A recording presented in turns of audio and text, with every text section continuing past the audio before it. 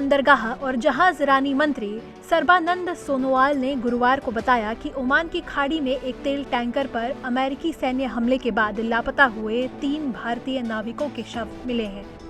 सोनोवाल ने एक्स पर एक पोस्ट में कहा कि फ्लाउ फ्लैग वाले एमटी सेटेबेलो पर हुई दुखद घटना के बारे में जानना बहुत दुर्भाग्यपूर्ण है। दुख की बात यह है कि शुरू में लापता बताए गए 3 भारतीय नाविकों की मौत की पुष्टि हो गई है, क्योंकि उनके शव मिल गए हैं और उनकी पहचान कर ली गई है।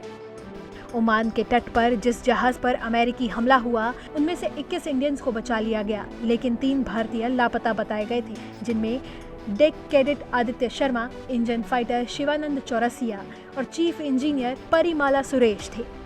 शिवानंद चौरसिया उत्तर प्रदेश के देवरिया जिले के रहने वाले थे। जैसे ही उनकी मौत की खबर पहुंची, उनके घर में मातम छा गया।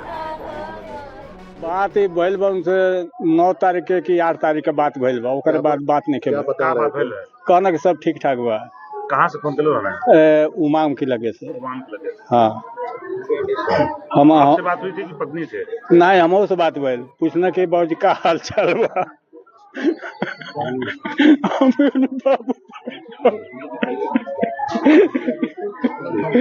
सिंगापुर पहले गए थे, बिल्डर कंपनी से गए थे। दिसंबर में 5 दिसंबर को गए हैं। क्या जानकारी वहाँ से मिली है? वो नहीं फोन किया, हमारे देवर फोन के जे भाभी भैया जहाजिया पर बम गिर गई बहुत ज्यादा। अरे बाप। जबकि डेक कैडेट आदित्य शर्मा हिमाचल प्रदेश के हमीरपुर जिले के गलोड क्षेत्र के हरेटा गांव के रहने वाले थे। आदित्य अपने माता पिता के इकलौते बेटे थे। आदित्य की मौत की खबर जैसे ही गांव पहुंची, पूरे गांव में मातम छा गया। मेरी मांग एक है कि हमारा बच्चा चला गया, एक ही बच्चा लूंग थी वो हमारी।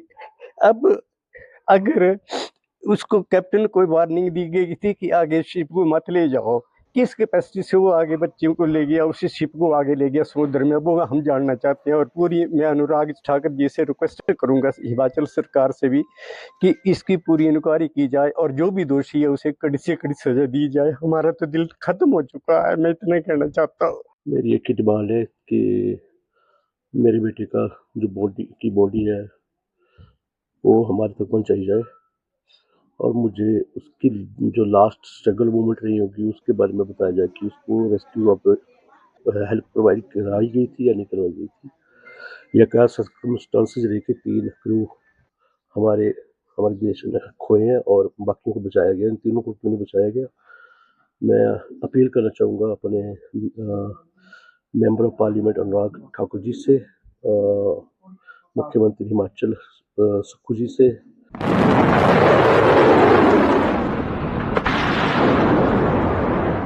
ओमान की खाड़ी में जिस समय तेल टैंकर जहाज पर अमेरिकी सेना ने हमला किया, उस समय जहाज पर 28 क्रू मेंबर्स थे, जिनमें 24 इंडियंस थे और 4 विदेशी नागरिक थे। इनमें 2 पाकिस्तानी, 1 यूक्रेनी और 1 रूसी शामिल थे। बुधवार को भारतीय विदेश मंत्रालय ने हमले की निंदा की थी और कड़ा विरोध जताया था। Bureau report, ETV Bharat.